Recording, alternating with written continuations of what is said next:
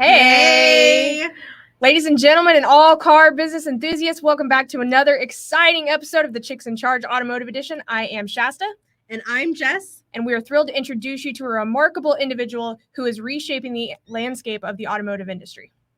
That is right, Shasta. Today we have the privilege of sitting down with a trailblazer who's driving change in more ways than one. Please join us in giving a warm virtual welcome to Ashlee Church, the General Manager at Volkswagen of Marion. Hello. Hi, guys. I'm so excited to hang out with you for a while today. Oh, we're so excited to have you. Yes. It has been such a long time overdue. Hi, Robin. Miss Gear, she says, hey, friends. Oh, hello. How are you today? Oh, I am wonderful. I don't know if you guys have a heat wave going on where you're at, but if you guys see me like trying to cool myself off today, it is hot. But I'm so excited to get to spend some time with y'all, talk about the industry, culture, all things automotive. I'm sure that we could go on and on for hours, but I mean, we'll dive into it and see what happens. Yeah, Absolutely. we're so excited. And yes, it is hot here. I think that we had a heat index of 122 yesterday. Yeah, we're not quite that hot, but we're similar. Oh, it's crazy. It's insane. So I know that you're familiar with a lot of our audience, and a lot of our audience is familiar with you, but if you will, just give a little bit of intro about who you are, where you started, and how you've gotten to where you are. Sure. I am from a car dealer family. So my grandfather started our company. He was back in the glory days of sales, right? When you were a great salesperson, he got his first Buick dealership and had the opportunity to move here to Southern Illinois. The dealership that he had acquired previously in Vincennes, Indiana, sold 26 cars the year before he bought it. And in his first month, he sold 26. So he was a trailblazer in his own right.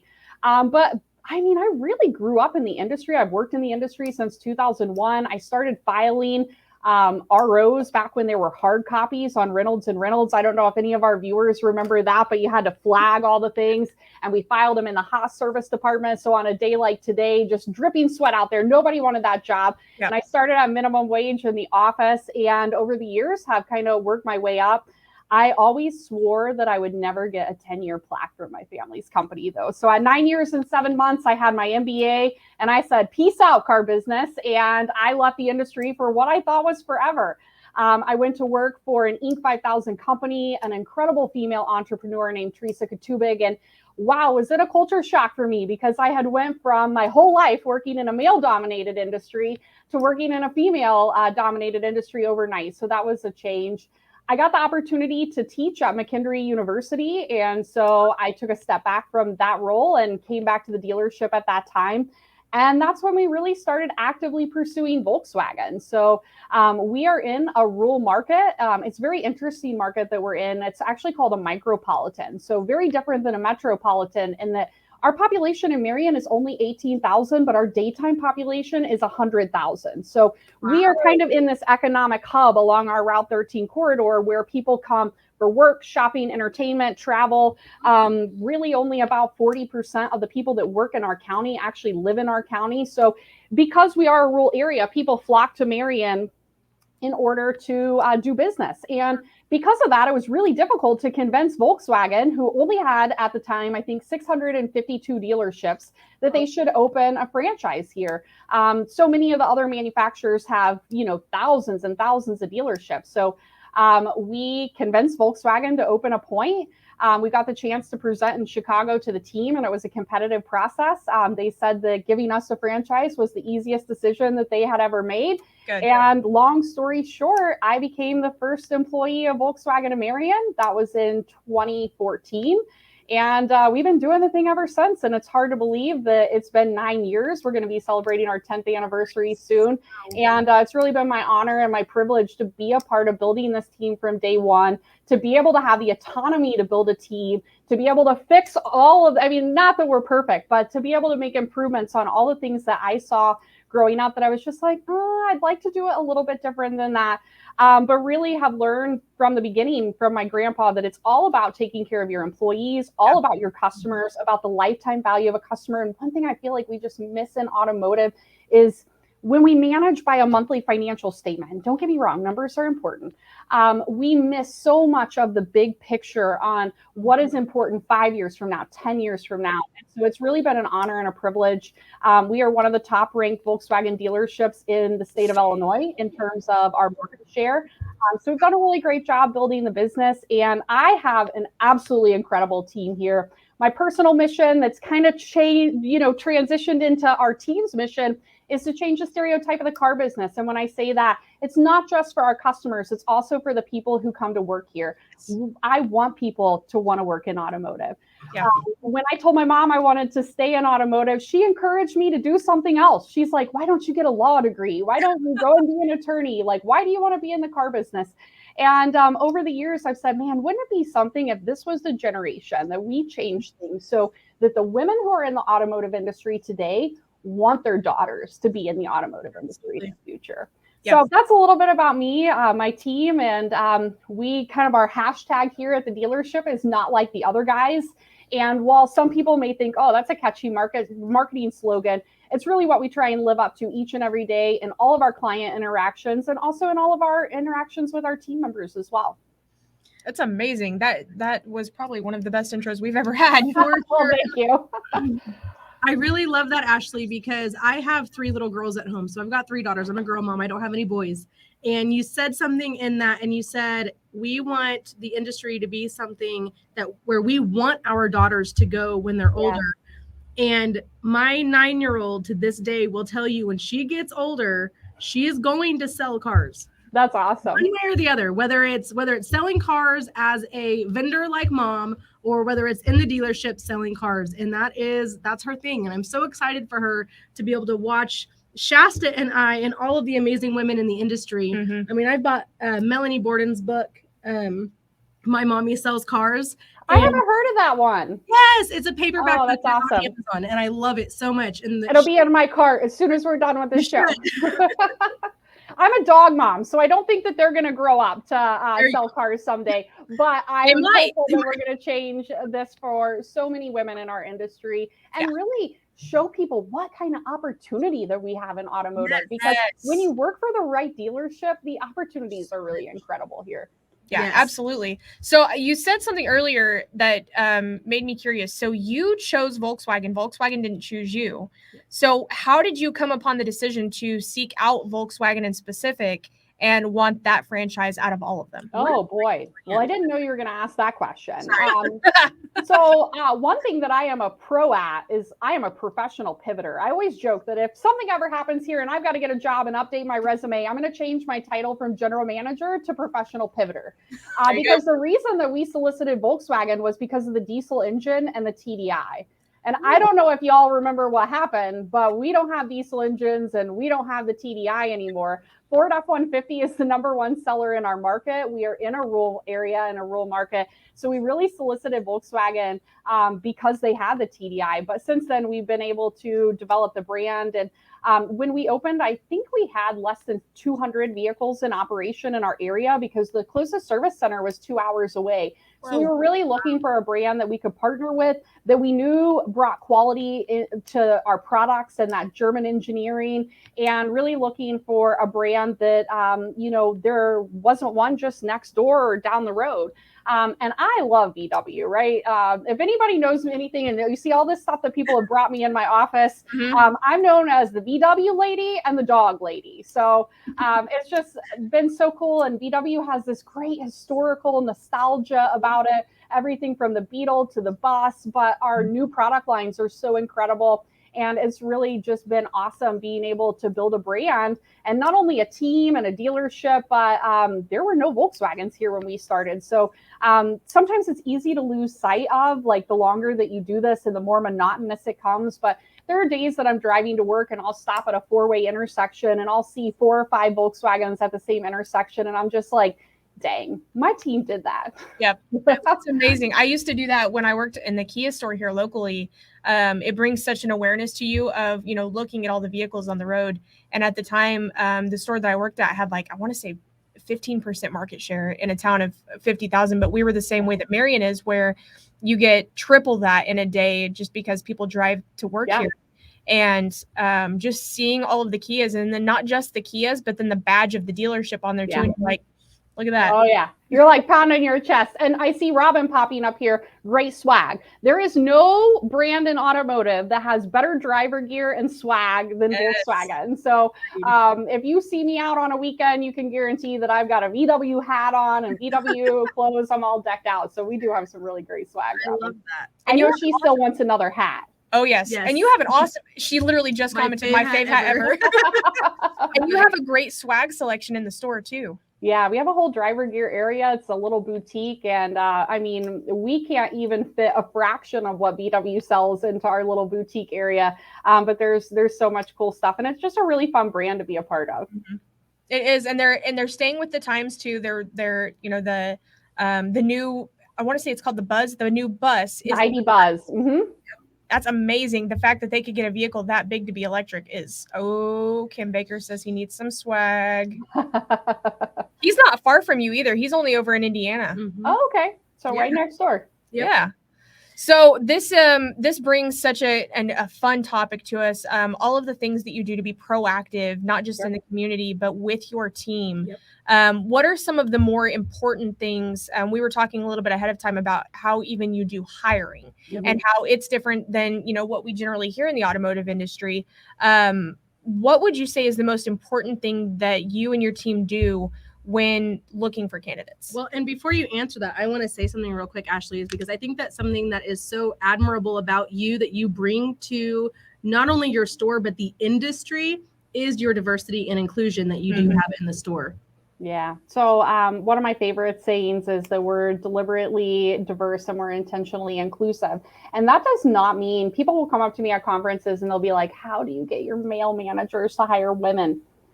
First tip, don't tell them they have to hire women because that's not what they want to hear, right? But what we do talk about is we talk about the fact that we want our team to reflect our customer base, that we want people to feel comfortable here. It is amazing to me the number of women that come into the dealership.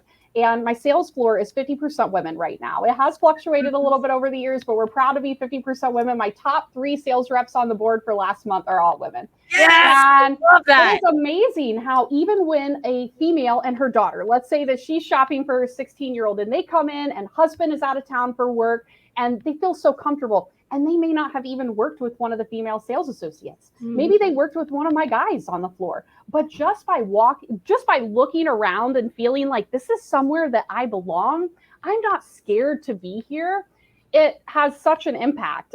But to bring it back around to hiring, I think that what I could say the most important thing that we do is we dedicate the time. My sales reps, I just did a sales rep hiring class and I interviewed for 3 straight weeks. I had my calendar completely blocked off. We scheduled interviews with over 90 unique candidates. We had about a 50% show rate on that, and that was with text and email confirmations. Wow. Of those, I passed along 4 candidates to a second round of interviews. So we try and spend an extensive amount of time up front to make sure that the people that we bring on are going to be a good fit for our team and a good fit for our customer base. We were kind of talking before we came on the show too, about, I'm trying to figure out how to articulate my words here. In automotive, performance is important. And I don't want to discount the importance of performance. But I tell all of my team members on the first day that performance does not negate cultural fit within our team and being expected to uphold our core values. And you can be the highest performer on the sales floor. You can be the technician that turns the most hours in the shop. And the reality is, if you can't uphold our core values, you can't work here because my team deserves better than that.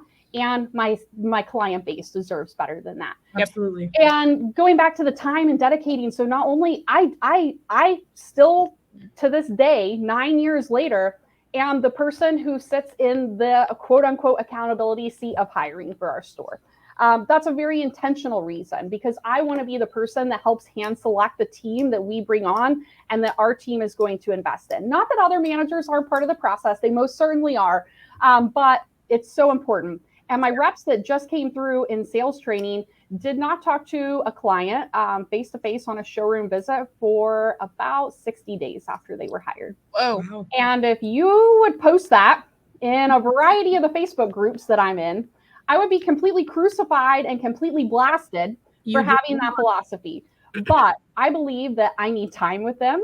We need to teach them the right way to do things. I prefer to hire people who don't have industry experience. So that brings in its own unique challenges as well. And also it helps us to have better retention. So once they get on the floor, they actually know what they're doing. Mm-hmm. The other unique thing that we tried this time with hiring is to come up with a pairing system to where in their first month on the floor, all of my new hires were paired with a veteran sales rep. They were paired with a veteran sales rep who was compensated for half of their deals. So if the new hire sales rep sold 6 cars, the other sales rep got the equivalent of 3 additional units on their pay plan. But here's the kicker. We didn't take half of those car deals from the new hires that we're trying to bring on and motivate. And it is amazing to me, not only that our team is more skilled, that we are more confident in them when we put them on the floor, but the level of cohesion within the team is so much greater when you don't bring them in and put them into competition on day 2 together, right? Who's this new person? Who's this new lady? Who's this new guy that I'm suddenly competing with? And by putting them on a longer structure to where it's really 100 days before they're in direct competition, they have had time to get to know each other. They've had time to build a bond with each other. They've had time to figure out that, hey, that guy's pretty cool. They're pretty awesome. And they learn to work together. And we've set it up to where the existing reps, the veteran reps, have been mutually invested in the success of bringing up our current team. So that is a strategy that I will definitely continue because it worked really well with this last round of onboarding that we did. Well, and it helps with leadership too, with your veteran reps, seeing how well they can lead somebody else when you're looking to grow your management staff or elevate people, and then you have an open manager spot. Sure. You then know, after watching each of them coach a newer employee, you get to see how they would perform in that role. And I think that's so imperative in our industry because you never want to bring in a cold manager from another store. You always want that to be internal and somebody who already knows your culture, knows your store, and knows the right way to do things. And I can't think of a better way to find a better leader. Yeah. And I think one of the really cool things is sometimes even the person who's not the top performer has something unique to offer to the team. Like I said earlier, we value the contributions of every single person that's on our team, whether or not they're the top performer. And sometimes the people that can help the new hires the most isn't the person that was on the top of the board last month. They can help with different kinds of skill sets. I have one rep that might be really great with the CRM. I have another rep that might be better with video than other reps, another rep that might have a better social media presence. And by allowing them to spend time with all of those different reps, in addition to me, so our last round, so I am actually hiring right now for a sales and training manager in our store. We do have a career website. We are not like the other guys.com. So if you're interested in the position, we can definitely would love to speak with you. We have a really unique setup in our store though. So I do not have a BDC. My reps handle everything from cradle to grave. And not only do they sell cars, they also acquire inventory. And we were actually featured in Automotive News as a best practice for how we have integrated our acquisition strategy onto our sales floor. And they handle all of those things. So it's kind of a hybrid, almost like a BDC internet sales team manager role, but it's a true sales manager position that desks and appraises cars and has all of those things as well, because our team is directly handling the leads as well. So that's another opportunity that we have available in the store. I have had that position open for a year, and I will not hire until I find the right candidate for that position. So I am slow to hire. I want to make sure that we get the right person, the right time. I want to make sure that it's going to work, not just for us, but also for the member that the team that we're bringing on. And so that our team also has confidence that I'm not just going to bring in any random person. And I've interviewed some really fantastic candidates that was so hard to say no to because they weren't the right fit for that seat. They might have been the right person and they might have been a great fit on my team. And I loved some of them and I loved some of their values.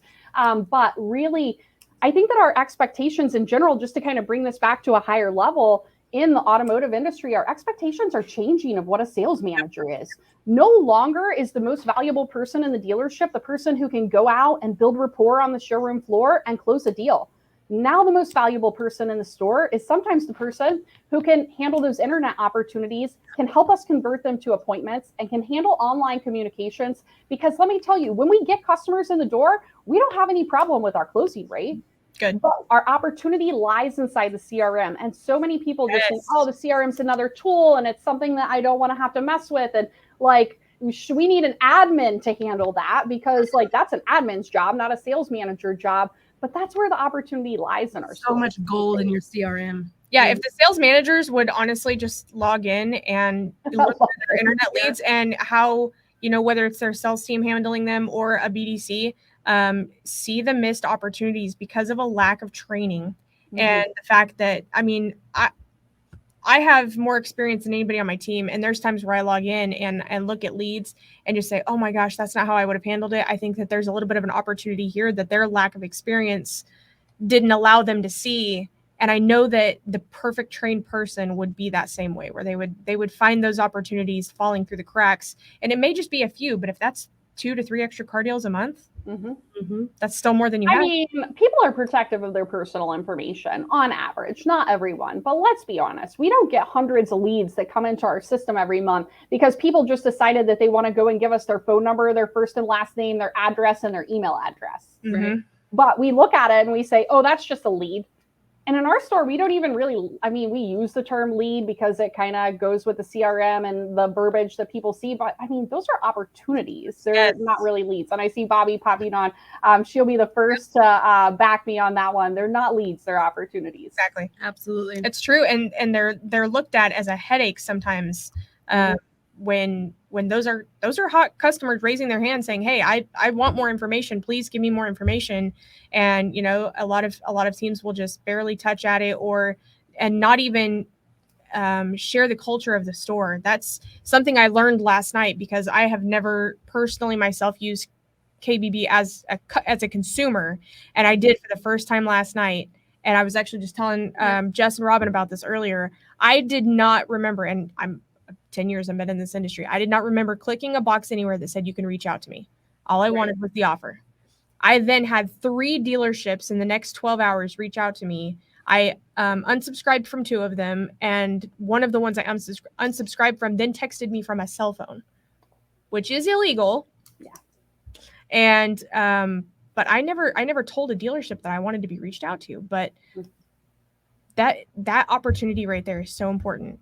But that's also why it's so important to train with our teams, right?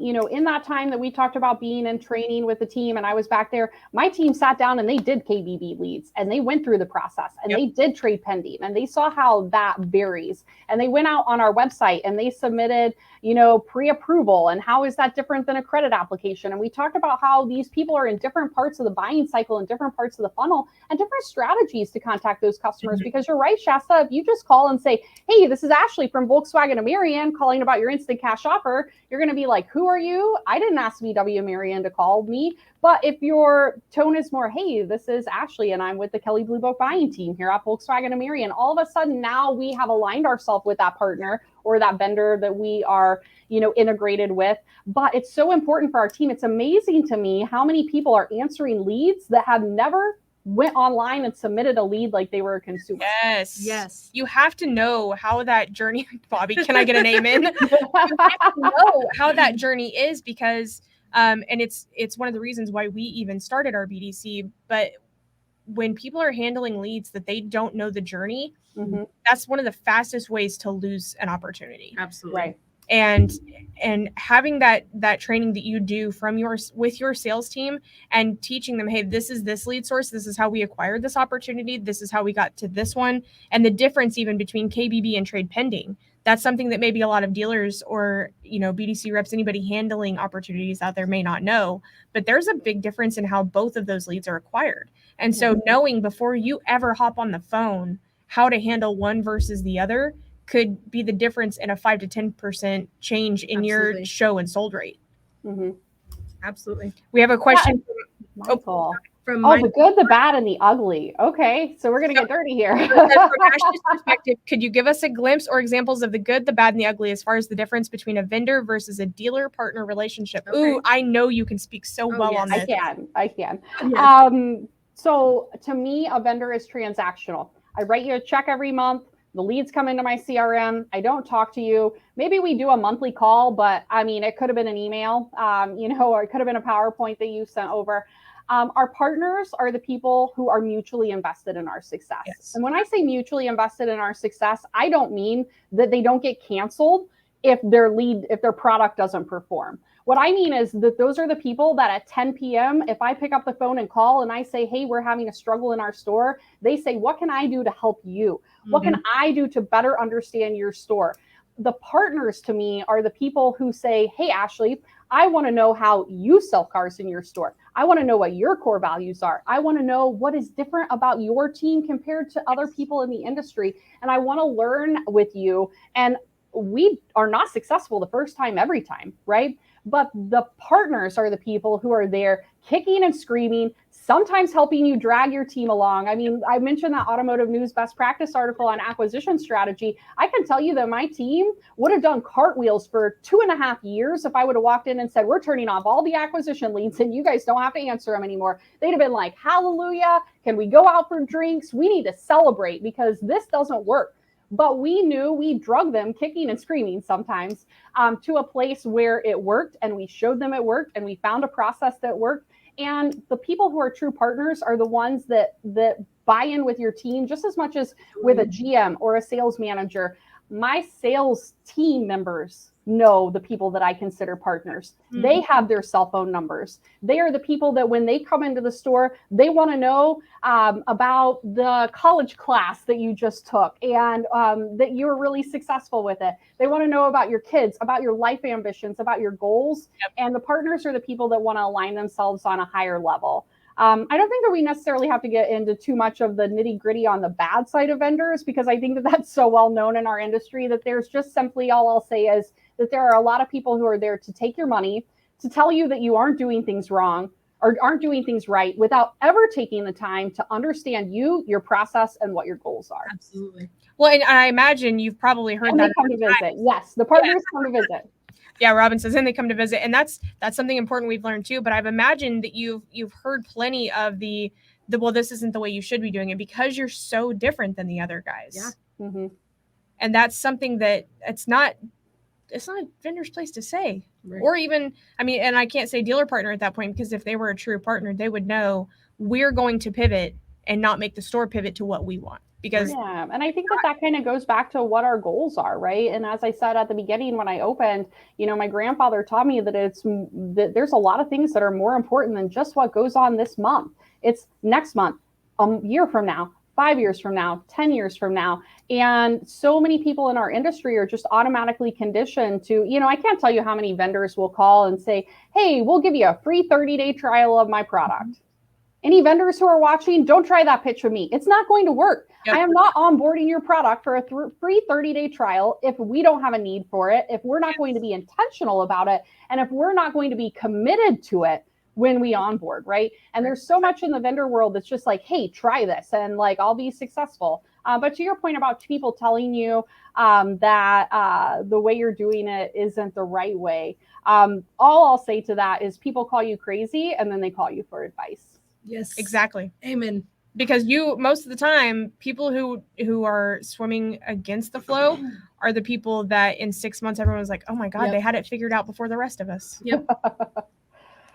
Right. And success may look different for me. We are in a lower volume store, but I have no desire to be in a metro market, in a metro store. I love my team. I love my store. Does it mean that I want to sell more cars? Absolutely. I always want more. I always want my team to do better. I always want them to have more personal success so that the store can have more success as well.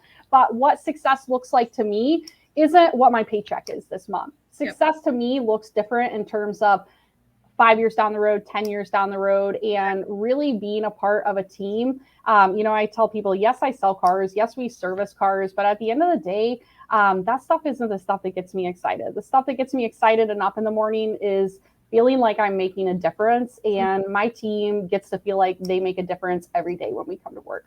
Yeah. Yep. And so I don't know if she's still here. Courtney Pascal was watching earlier, and we Hi, had Courtney. done an episode with her that was all about being involved in your community. Yes. And I know just from knowing you personally that is something that is also very near and dear to your heart and the entire team there at Volkswagen of Marion. What would you say kind of led you? I mean, and it may just be something that even your grandfather did, Ike, because that's such a big name in your area, but what led you to making sure that you are always involved in the community? Yeah, I mean, I think from a young age, it was just always beat into my head that your community is the people who support you. And so many people have, this philosophy of like, again, if we spend money today, you go to NADA Academy, and I love NADA Academy. I'm a graduate, right? But there's this formula, right? If you spend X this month, you need to recoup that investment within X number. It needs to provide a X number of times return on investment. And while financial management is important in the dealership, sometimes you have to lead with your heart and with your gut. And you have to know that when we do, I have this saying, and it's if we do the right thing, it's generally always the most profitable thing in the end. It may not be this month on the financial statement, but a year from now, 5 years from now, 10 years from now. We talk about retention on our sales floor. Does anybody think that your sales reps like to sell someone a car who comes back 6 weeks later and their transmission's out, and we're going to send that sales rep to go tell the customer that we're not going to do anything for them because they declined the warranty in the finance office, and then we expect to retain that person while we're sitting here paying managers an exorbitant amount of money? No, right? So I think that so much goes into the culture. Part of our core values is that we commit to resolving problems quickly and fairly. And everyone in my service department does that. If somebody comes to me and says, "Hey, Ashley, I resolved the problem and it cost us this dollar amount," I'm not even going to blink an eye. But I think that you have to be prepared for that. You have to plan for that financially, and you have to build that into your profitability over time. I have slush funds all over the place, so that when things like that happen, we don't have to take a hit on our bottom line for this month, that there's an account that's already got money banked into it, and we just keep rolling. We take care of the problem. And wow, is my life so much less stressful when we just resolve customers' problems instead of them ending up in my office. Yeah, right. Because your customer retention at that point will be so high because they're always going to remember the people who treated them right and treated them like family. And if there was something that we did that didn't live up to your standards, they got you in this position, we're going to do anything we can to fix it. Even if we didn't do anything, Sure, we're still going to be here for you and be that person that helps solve this for you, so that you're not having to wonder how you're getting to work tomorrow. Right. And to go back to the community piece of it, our community is our livelihood. And I'm not saying that I would operate differently if I was in a metro market. I certainly wouldn't. But I think that it's even more important when you're in a rural market that you operate with a very high level of integrity, right? I do not have a revolving door of hundreds of thousands of people that I can just bring them in on one. Sorry, I just hit the computer. I can bring them in on one price. I can addendum them $10,000. I can blow them out the door, and I can just move on to the next customer, because word travels quickly. And the one thing that I'll say, we have phenomenal reviews in our store, but what gets me isn't the 5 stars. What gets me are the things that people write. When people say, I was nervous to come in, but I had heard such fantastic things about you, but I thought like, oh, come on, like, could it really be? And I walked in, and people talk about the way they feel when they walk into our dealership. Yep. I just read a review the other day that said, you were so nice to my son when he was here. And my son commented when he left that every single person that he saw in the dealership talked to him and smiled at him. That's so important. We underestimate the little things that make our customer experience. And sometimes we put it all on the sales rep who's working with the customer to deliver the customer experience, but it's really the entirety of our whole team. Even the detail person or the technician that walks by, they get a vibe from that person, right? Your culture is like your personality. And people, when I see a review that talks about how people feel when they come in, that's just like the best thing. And again, because I know we keep getting away from this community thing, but that's how people get here, right? And we ultimately sell them cars. But the community involvement piece is so important. And I don't do it with an expectation of profitability just off of the get-go. Back in 2018, we were coming out of the TDI crisis, and we did a year-long SUV tour and giveaway. You might even remember some of that, Shasta, but we took our Tiguan and our Atlas that had just been released. It was the first time VW had ever had third row vehicles. And we attended multiple events per week for an entire year and got out in our community. I still see people today come in on showroom visits that registered for our giveaway 5 years ago. Yep. And they come in and they say, oh, well, when I saw the Atlas, I had just bought this new Acadia. And now that it's, they don't probably use the word trade cycle. That's an industry term. But now that it's their trade cycle and they're ready to purchase again, all that we ask people in exchange for our community involvement and those things is, I'm never going to ask someone to buy a car for me. But what I will ask people is to give us the opportunity, because the more cars we sell, the more good we can do in the community. And we just simply say, hey, this is us. We just want to share a little bit about ourselves. We just want to make you comfortable in an interaction with us. And we hope that ultimately that brings people through the door, but it may not be immediately. It might be 5 years from them. It might be 7 years from them. That person may never come from the door. But what if they're sitting at work one day and the coworker who sits next to them totaled their car? And they're like, oh, I had a really bad experience. The place that I bought last time, you probably shouldn't go there. But man, I've heard really great things about Volkswagen of Marion. Maybe you should check out their website and see if there's anything they're interested in. And all of a sudden, we have people advocating for us, those raging fans in our community, who some of them have never even bought cars from us. Yeah. Word of mouth is so important. It's imperative in our industry. Yeah, as Courtney said, it all starts with that one opportunity. Exactly. And sometimes that opportunity isn't to sell a car. Sometimes that opportunity is just simply to make an impression and to leave someone with a good taste in their mouth about, golly, like that was a really great interaction. And that's somebody that I wouldn't be scared to go talk to. Yeah. Right. Well, and I'm sure that you know all the numbers because I know how involved you are with your numbers.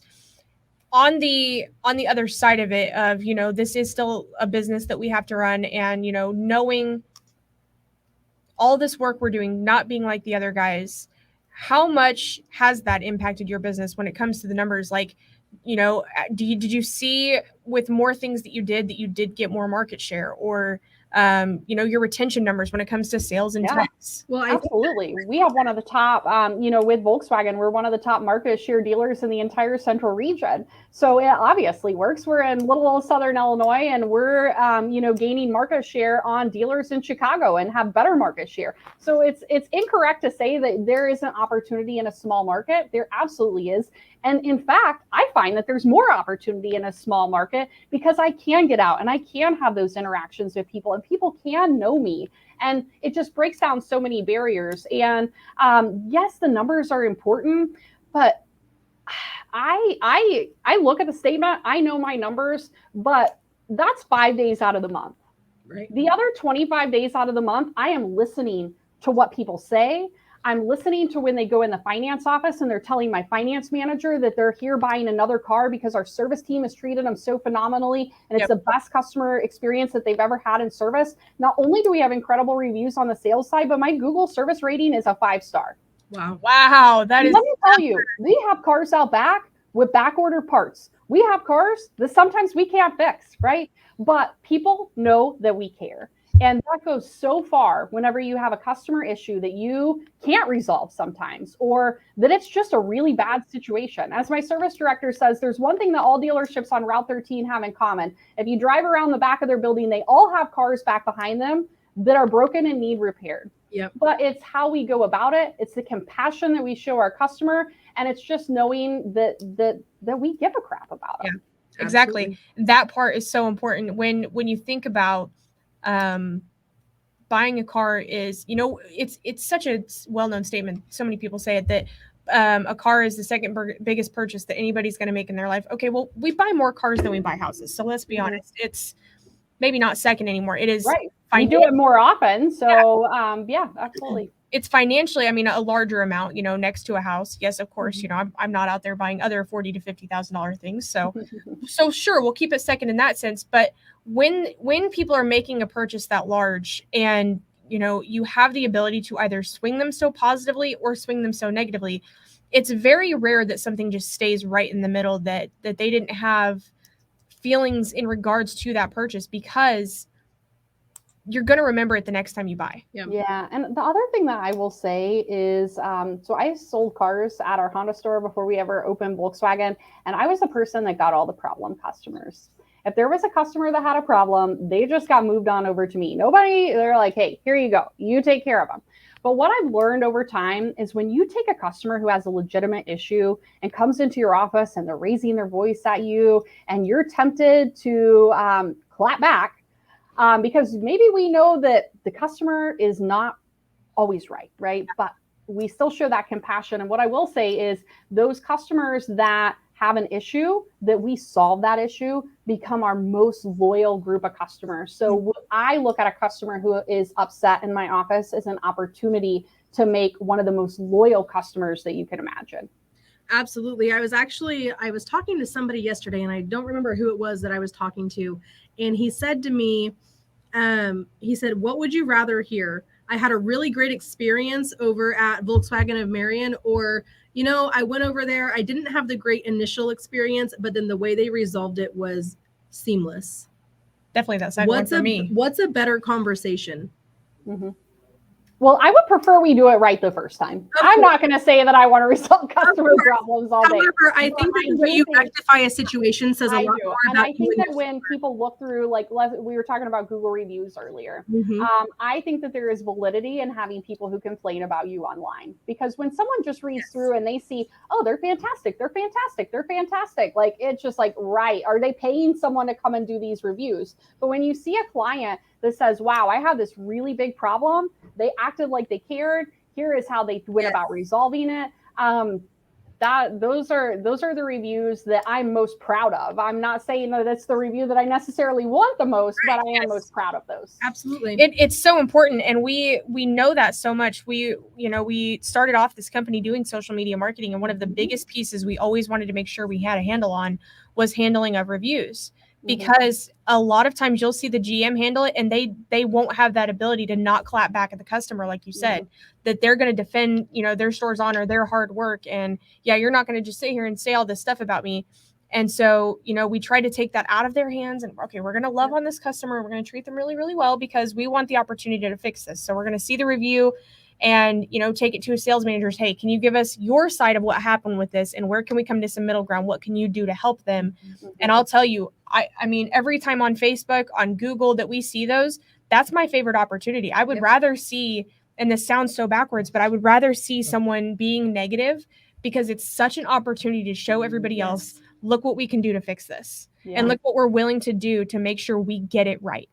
And I have a rule in my store with my team, and I'm very clear about it, and I don't play around about it. If they have a customer issue that they can't resolve and they are tempted to clap back, they are to immediately tell that customer something similar to, it doesn't seem like I'm able to help you resolve this problem. Let me have someone call you back who might be able to better help you. And you bring that customer to me. Because the last thing that I want to do is have a customer issue that escalates to me, that the first 20 minutes of the phone call, I have to hold the phone out this far because they're complaining and they're yelling and they're telling me that the manager didn't care and the salesperson didn't care and what they said and how it went back and forth.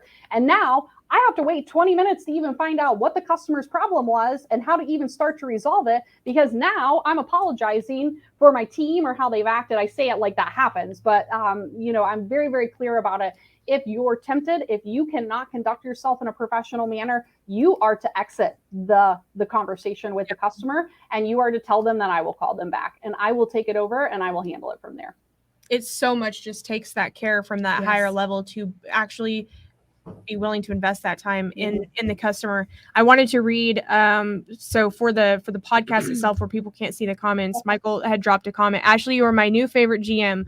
Much overlooked is the response to good reviews and bad reviews professionally. You don't only review for Joe, who wrote the review, but it is for Mike, who is reading reviews to decide whether to call you or not. Absolutely. I love that.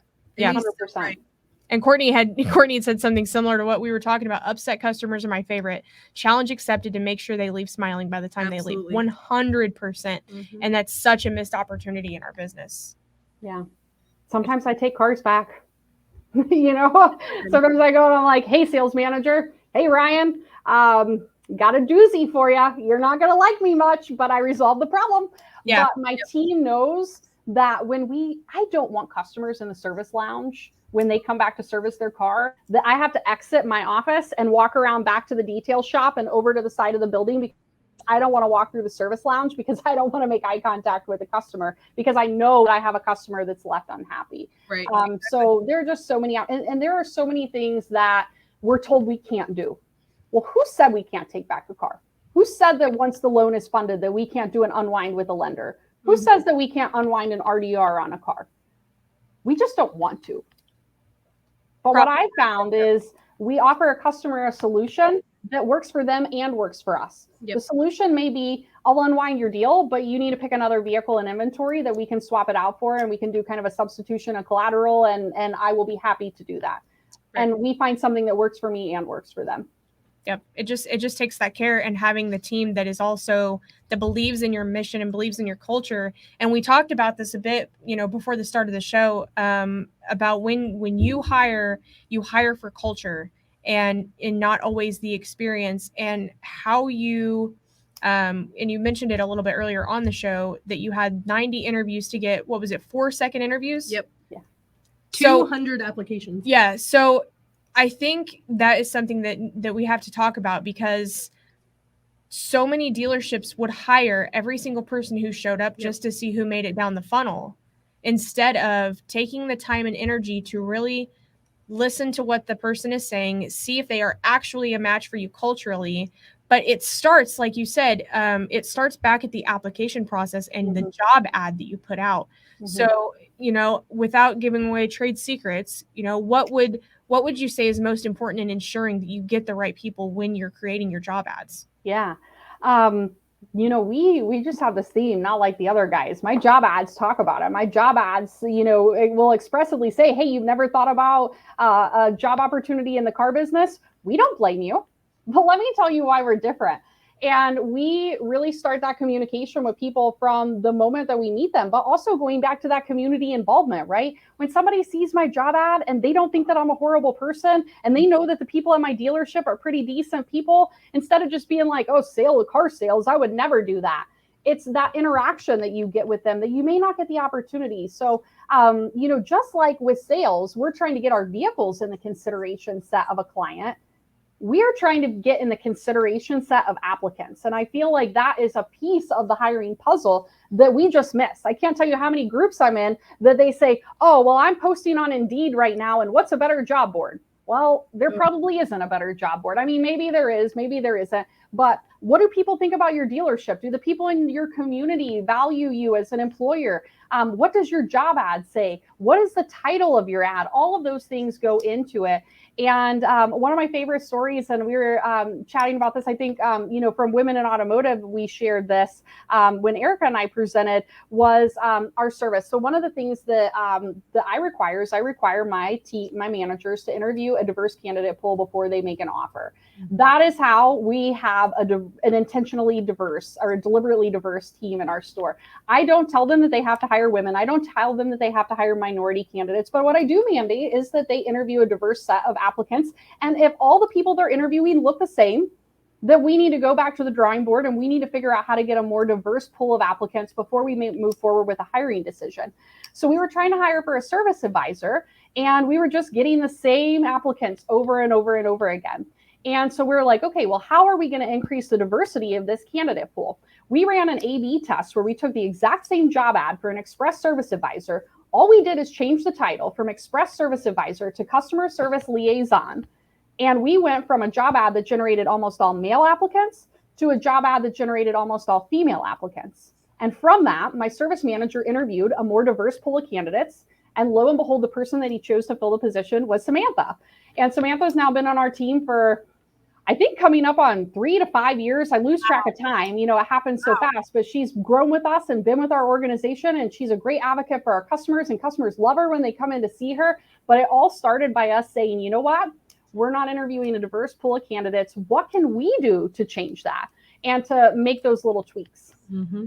I love that. That's so perfect. And so many stores lack the creativity to think of something like an A/B test and to notice, we're only getting one type of person and especially when your reputation is different than that. You're not like the other guys. So why are those people not applying? And so you had to be that forward thinking to think, I need to go back to the very beginning of this and look at the ad and see, is this something that would attract a different audience? And if not, let's change it and test it against another. So many people won't think of that, or they just won't care. Well, in automotive, I know that we touched on this, but automotive is not top of mind as a career opportunity as it is. So you guys are already having to battle that on top of everything else that goes into that hiring process and headache. Yeah. We're trying really hard to make this a friendly environment for all. This isn't. Here's the thing, and I do want to say something really quick. So everybody thinks that women don't want to work in the car business because of the hours.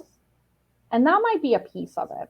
But let me tell you, there was a study that was done when asked why women never considered working in the automotive industry. And the number two reason was lack of work-life balance. The number 3 reason was lack of flexible scheduling. But the number 1 reason was an unattractive work environment for women.